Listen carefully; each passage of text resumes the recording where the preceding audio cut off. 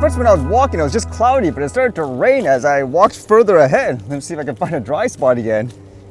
And what did I read today? I guess some crazy stuff. How about this first one I read where apparently somebody flew a drone in a music concert where I guess they didn't know that it wasn't authorized per se. Like this one here says, the Arkells looking for illegal drone footage from Winnipeg concert. Get us the hard drive. So as it says here, tell me what you want right now, you can get it. It's a popular lyric by Canadian rock band, the Arkells. What the band wants and is hoping to get is footage from last week's show in Winnipeg. The tricky part? The video the band wants to get their hands on is nowhere to be found as it was filmed by an illegal drone during Friday's Burt Block party. During the show, there was a drone that was coming very close to the stage and I figured I just missed the memo and that the festival was operating the drone. All good, said Mark Frontman. So as the story goes, apparently the drone wasn't an authorized one, but the band, they actually thought it was just held by the event. So hey, some cool footage. And so at times when they saw the drone, it was getting really close. I mean, just based on the video and so forth, it seems like it was almost right in front of their face. They were actually posing for it. Like for example, telling the drone to get closer, or at times when they push their hands out, the drone will go back. So again, everyone thought it was coordinated, but with that, now that they know it was somebody else flying it, they're trying to ask the police, I guess, to quote, let's just say, confiscate the footage to give to them, which is kind of weird when you think about it. But they did make a video publicly about it, so you can see it here first. All right, Winnipeg, we had an amazing time tonight. I'm back at the hotel. Thank you. During the show, there was a drone that was coming very close to the stage, and I figured I just missed the memo that the festival was operating a drone. All good. Throughout the show, I sort of developed a relationship with the drone, and I'd signal it to come closer, and then I'd sort of push it away, and it would act accordingly. I was having a great time. It turns out that was an illegal drone, and we just heard that they've arrested the guy who was operating the drone. So Winnipeg police, we want the footage. It looked like it was gonna be kind of cool footage.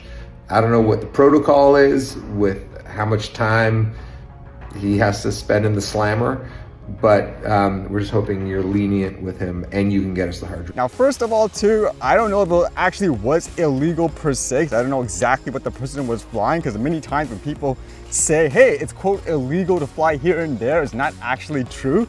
As well, there's different laws, for example, local and federal ones, unless there was like a blanket ban, for example, in terms of where the person could fly, or in general, there's some kind of stipulation about landing and taking off.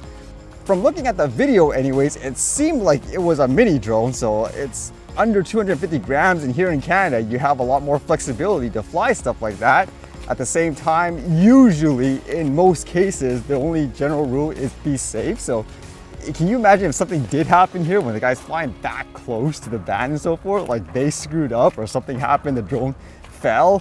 I mean, the guy could technically have the book thrown at him per se. Although it seems like from this anyways, with the story, the police actually did find the person that was flying the drone. They basically just told him to stop, it seems like, per se. So no fines or arrests or anything like that, but it just makes you think too, like in this situation, when it comes to safety, everybody just thought it was part of the show. No one was fearing for their life or anything like that. So I guess from a safety point of view, would you think a small drone like this is really that dangerous per se?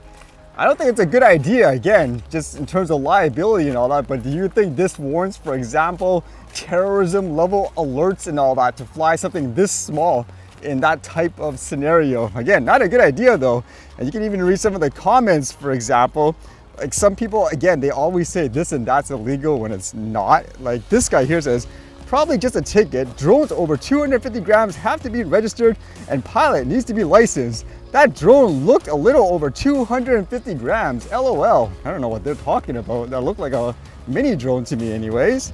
And it says here too for people, I thought it was meant to be part of your show. LOL. Yeah, so it's kind of funny in that regards again, where when people were oblivious to the fact that it was someone else flying it, but kind of an interesting situation because at the end of the day too, it sounded like this band would have been okay with it if they got the footage. And with that thought, actually, this is what you should be concerned about, in my opinion, when it comes to drones. How about this one? This was going around everywhere, where apparently there was this video captured of a Ukrainian kamikaze drone strike that crashed into a residential building in Russia, apparently. You can look at the videos. Was that, for example, intentional? Or was it pure, I guess, accidental? Were they meant to target something else, like a military site, which seems to be the thing recently, where a lot of places they want to attack the adversaries' ammunition, for example, supplies and all that. Funny enough though, or maybe it's just a coincidence, remember that story yesterday where that founder of Telegram got arrested in France? Apparently this was posted on that platform. So I don't know if that was kind of a little bit of a coincidence, but again, when it comes to things like drones and stuff, you should be concerned about this, not little small toys, in my opinion, overall. And with that thought, actually, I'm not sure exactly which drone they were using or who manufactured it and all that. And as you know, in places like the US, they're planning to ban things like Chinese-made drones, whereas here in Canada, with this news today, it seems like we're potentially getting, I guess, more harsh on Chinese electric vehicles. So here, apparently it says, today we're taking yet another step to ensure that Canada is the country of choice to make things that will drive the new 21st century green economy, says PM Trudeau, announcing his government will introduce new tariffs on Chinese-made EVs, steel, and aluminum. So just from what I saw here, it seemed like they're going to introduce a 100% tax, per se, on, I guess, a Chinese EV. So today, we're taking yet another step to ensure that Canada is the country of choice to make the things that'll drive the new 21st century green economy. We're listening to automakers, we're listening to workers.